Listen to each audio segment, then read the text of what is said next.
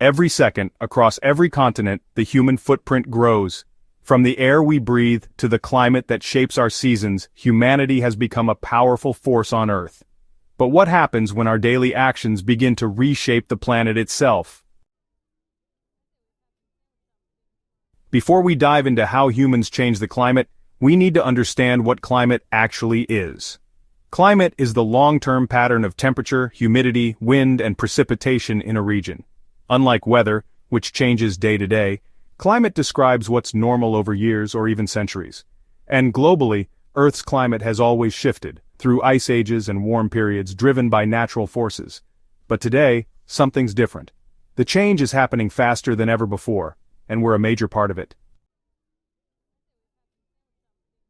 Here's how Earth stays warm enough for life. The sun sends energy to Earth. Some of that energy is absorbed, warming the surface. Some of it reflects back toward space. But certain gases in the atmosphere, like carbon dioxide, methane, and water vapor, trap some of that outgoing heat. This is called the greenhouse effect, and it's natural. Without it, Earth would be a frozen planet. But here's the catch. Humans are increasing the concentration of these greenhouse gases, and that's pushing Earth's thermostat higher and higher.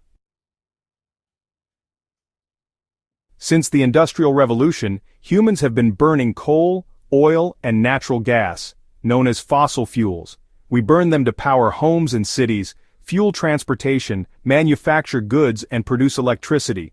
But when fossil fuels burn, they release carbon dioxide, CO2, into the atmosphere. In fact, we now emit over 36 billion tons of CO2 every year. That's like wrapping Earth in an ever-thickening blanket, one that traps more and more heat. Forests are like Earth's lungs. Trees absorb carbon dioxide from the air through a process called photosynthesis. They store carbon in their wood, roots, and leaves. But every year, humans cut down millions of acres of forest, especially tropical rainforests, for agriculture, cattle grazing, palm oil and soy production, and urban development. When trees are cut, the carbon they stored is released back into the atmosphere. Worse, fewer trees means less carbon dioxide being absorbed, leaving more in the air, heating the planet even faster. Carbon dioxide gets most of the attention, but methane, also known as CH4, is also a major player, and it's over 25 times more powerful at trapping heat. So where does it come from? Livestock like cows produce methane as part of digestion. Landfills emit methane as waste breaks down. Oil and gas drilling can leak methane directly into the air. Though methane doesn't last as long as carbon dioxide, it packs a serious punch in the short term. And thanks to human activity, methane levels are now higher than they've been in thousands of years.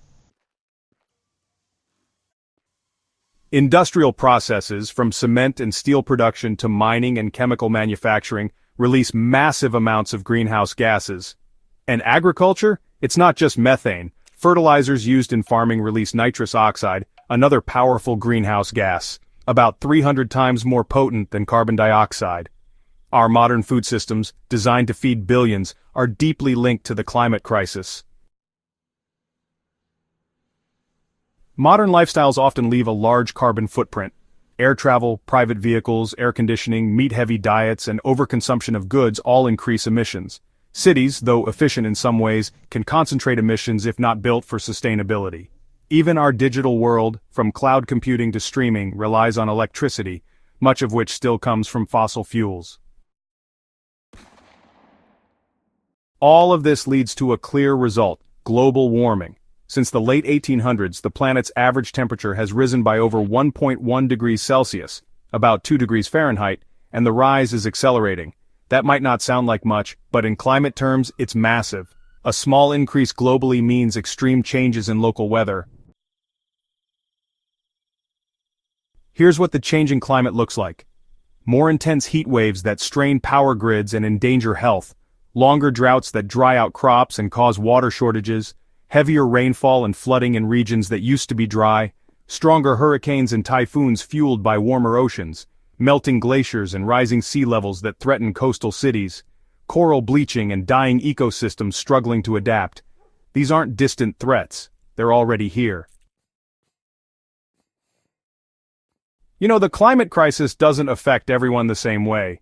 Developing countries, often with the smallest carbon footprints, are among the hardest hit. They face things like flooded homes, failed crops, food and water scarcity, and even rising disease. And well, many people are being forced to leave their homes due to unlivable conditions, becoming climate refugees. This is more than just an environmental issue, it's a human rights issue. The good news?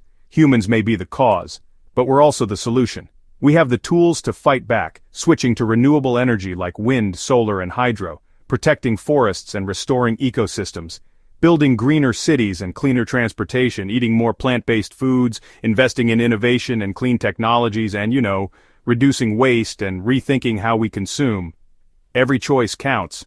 From governments to businesses to individuals, climate action is possible. We stand at a crossroads.